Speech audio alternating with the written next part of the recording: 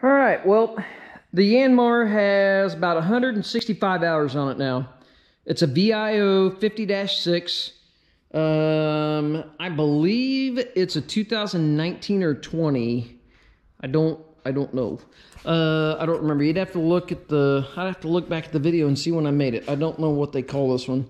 Regardless, it's a VIO50-6, which is the newest version. Angle blade, I've got a review on it if you want to have like a walk around or review. She's dirty right now. It's not Saturday yet. We usually clean everything on Saturdays, pull the pressure washer out, wash her up. It's about time to soap it all down and get all the grease off of it and then re-grease it. We do a lot of tree work and stuff like that, clearing and whatnot with it, set retaining walls, the other half of the time. But anyways, I figured I'd do a review on it. I've had it for about 150, 160 hours now. Angle blade, I usually have a 24-inch bucket on it. If you see five teeth on the bucket, it's my 24-inch bucket. Actually, I don't even have another, well, I guess I have a 12-inch tooth bucket, and it's normally not on the machine. I only use it for trenching and doing trees in the winter. We take the teeth off of it. But it's a tag bucket, tag thumb. We recently plumbed this in. I did a video on it. We plumbed it in so we can run our brush hog. Check out the brush hog video. It does really good with the brush hog. Didn't run any warmer than what it did the day before that pulling trees. At least on the temp gauge. I don't have a hydraulic gauge in it, but anyways, regrets, zero. I don't have a single regret on buying it. The only thing I do wish I would have done different, I wish I would have got hybrid tracks. I'm actually looking right now, if somebody sells them for this machine, get with me. I'd love to try them out. I'll buy them. If you want to send them to me, I'll pay for shipping or something and I can do a review. I'm not looking for anything free. I'm looking to buy. I don't know if I really want to do it quite yet because my tracks are still new, but as you can see, 160 hours. There's a good little chunk out of it there. One of the tracks has a nick. It has a nick in the track. It's like right here and it cuts into about right there. I mean, the rest of the tracks are fine. Those are the two problems that I know of. I think one of the other tracks has another chunk out of it like that, but when you're on rock and trees and stuff like that, it's a little abusive on them, and I want the steel rails and I want to put the rubberized grouser tracks on it is what I want on this. I should have did it when I bought it. It added another 300 pounds of side on the undercarriage, but it is what it is. I wouldn't mind the extra weight down low. There is, you probably can't see that. Let me turn the light on. You still probably can't see that. You still can't see that. Well, look up our video on the radio mount. We make a radio mount for it. If you want one, they're on eBay. Not trying to do a selfless plug or anything, but they do not have a radio mount for it that I know of. We made one. A buddy of mine's a machinist. We build one. But other than that, this is probably the most popular machine on my channel. Everybody likes the videos of the Yanmar. I think it's because they're not super popular. I guess my salesman actually told me that Yanmar is #1 in the world for mini excavators.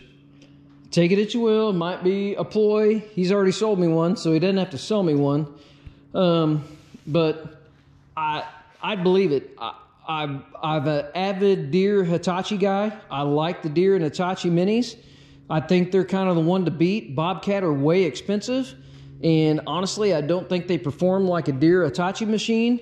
And I would put this thing against a deer and a Hitachi machine all day long. This is basically a 45 size machine, and I'm not quite sure why they call it a 50 now, but it was their 45, and then they turned it into the VIO50-6.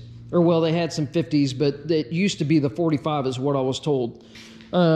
And it's the same weight as everything is like a Bobcat 45, and this thing is spanking Bobcat 45's butt all day long.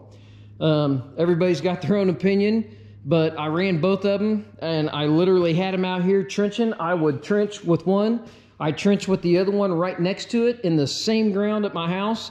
and this thing would just knock the pants off that Bobcat. Granted, the Bobcat was used. It was a rental machine. Not a lot of hours, like 600 or 800 hours, so it shouldn't have been hurt, and this was brand new. Well, not this, but a demo. It had probably what mine has on it now, 100, 150 hours.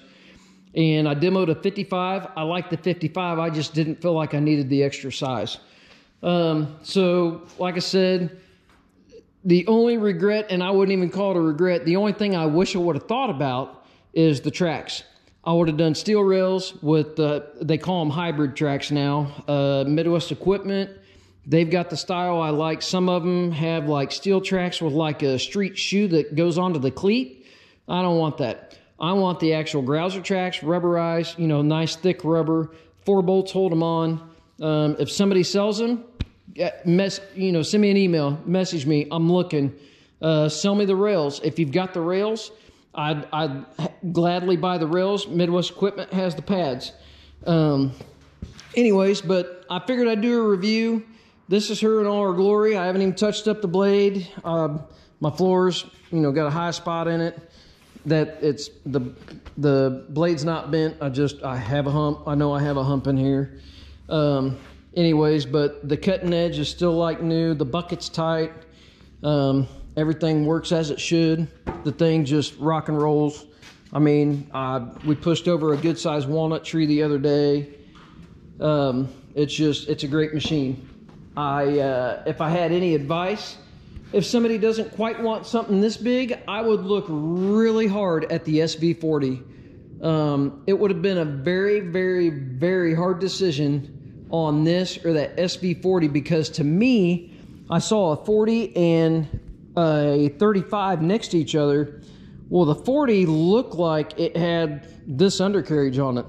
It may not have been quite this big, but it was bigger than the 35. It was noticeably bigger standing next to him side by side.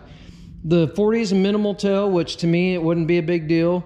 My John Deere Hitachi machines were always minimal tail. They had a little bit of butt sticking out. But the 40 has this horsepower. It's got 39 horsepower. It's like 9,800 pounds, I think, instead of 10.8 or 10.9, whatever my grill is. It's got dual PTOs factory.